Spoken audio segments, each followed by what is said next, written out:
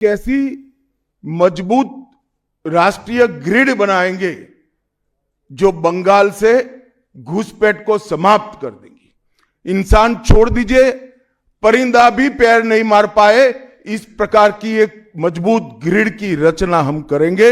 सारे घुसपैठियों को चुन चुन कर भारत के बाहर निकालने का काम भी भारतीय जनता पार्टी की बंगाल सरकार करेगी।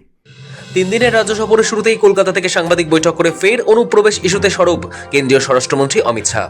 তার অভিযোগ, পশ্চিমবঙ্গ সরকার রাজ্যকে কার্যত অনুপ্রবেশকারীদের আশ্রয়স্থল বানিয়ে ফেলেছে, যার প্রভাব শুধু রাজ্যের উপর নয়, দেশের সামগ্রিক নিরাপত্তার উপরও পড়ছে।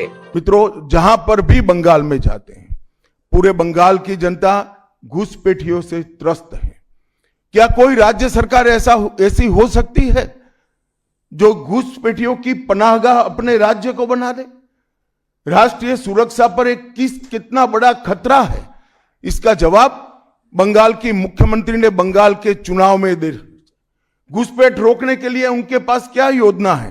अगला चुनाव घुसपैठियों को निकालने के मुद्दे पर और घुसपैठ रोकने के मुद्दे पर लड़े जाने वाला है, क्योंकि न केवल ये बंगाल का मामला रहा है कि बंगाल की बॉर्डर से हो रही घुसपैठ सिर्फ बंगाल का मामला नहीं रहा है, अब ये राष्ट्रीय सुरक्षा का मामला है।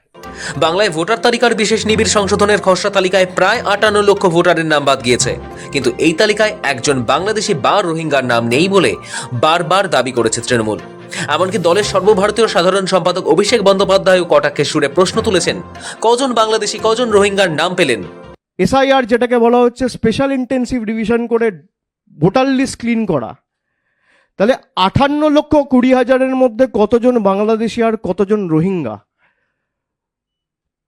তার সংখ্যা এবং তথ্য ইলেকশন কমিশনকে প্রকাশ করতে হবে। তার কারণ আপনার লক্ষ্য অবৈধ অনুপ্রবেশকারী চিহ্নিত করা নয়, আপনার লক্ষ্য বাঙালিকে হ্যারাস করা, বঙ্গবাসীকে হ্যারাস করা। কিন্তু কলকাতায় শাহ বলেন অন্য কথা। ফের তার অভিযোগ, মমতা বন্দ্যোপাধ্যায় সরকার নিজেদের ভোট ব্যাংক বজায় রাখতে অনুপ্রবেশকারীদের বাধা দেয় না, তাদের বিরুদ্ধে কোনো ব্যবস্থা নেয় না, আর এতে বিভিন্ন জায়গায় জনবিন্যাস বদলে যাচ্ছে, সেদিকে নজর নেই। বিজেপি বেছে বেছে অনুপ্রবেশকারীদের দেশ থেকে তাড়াবে। क्या बंगाल की मुख्यमंत्री जवाब दे सकती है कि असम में घुसपैठ क्यों बंद हो गई, त्रिपुरा में घुसपैठ क्यों बंद हो गई? চাপিয়ে দেওয়া হয়। তার দাবি, এই দ্বিচারিতা রাজ্যবাসীর মধ্যে উদ্বেগ তৈরি করেছে। मुख्यमंत्री ने बंगाल के चुनाव में दे घुसपैठ रोकने के लिए उनके पास क्या योजना है? आर्टिकल 370 हटता है, वो विरोध करती है। सीएए लाकर बंगाल के शरणार्थियों को नागरिकता देने का हम कार्यक्रम करते हैं, वो विरोध करती है। और वो ठीकरा फोड़ते हैं कि बीएसएफ है, वो रोक नहीं रही है। অমিত শাহ আবার মনে করানোর চেষ্টা করেন যে মমতা বন্দ্যোপাধ্যায় শুধুমাত্র ভোট ব্যাংকের রাজনীতি করছেন, তাই কোনো ইস্যুতেই মুখ খুলছেন না। শাহের নিশানা, ভোট ব্যাংক হারানোর ভয় পান মমতা, তোষণের রাজনীতি করে টিকে থাকতে চান। এই প্রসঙ্গে রাজ্যবাসীকে তার বার্তা, এমন মজবুত সরকার আনুক বাংলায়, যাতে অনুপ্রবেশ পুরোপুরি বন্ধ হয়ে যায়।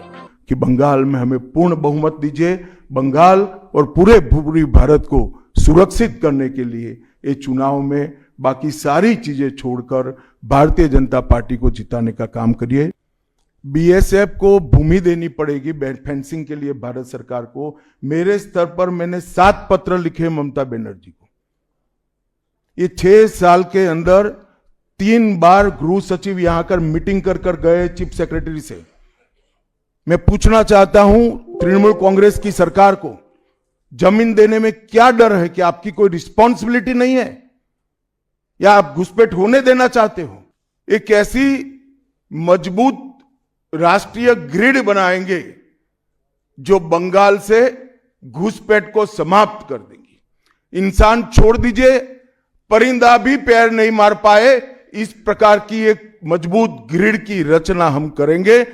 অনেকেই মনে করছেন লোকসভা নির্বাচনের পর রাজ্যের বিধানসভা ভোটের আগে অনুপ্রবেশ ইস্যুকেই ফের একবার কেন্দ্রীয় রাজনৈতিক অস্ত্র হিসেবে সামনে আনতে চাইছে বিজেপি। মঙ্গলবার সেই ইঙ্গিতই মিলছে অমিত শাহের এই সাংবাদিক বৈঠকে। যদিও এ প্রসঙ্গে শাসক দল বলছে, অনুপ্রবেশ হলে সেটা স্বরাষ্ট্র মন্ত্রকেরই ব্যর্থতা। রাজ্য থেকে একের পর এক সন্দেহভাজন জঙ্গি এবং অনুপ্রবেশকারী ধরা পড়ার পর থেকেই কেন্দ্রের ব্যর্থতার দিকে আঙুল তুলে আসছে রাজ্য সরকার তথা শাসক দল।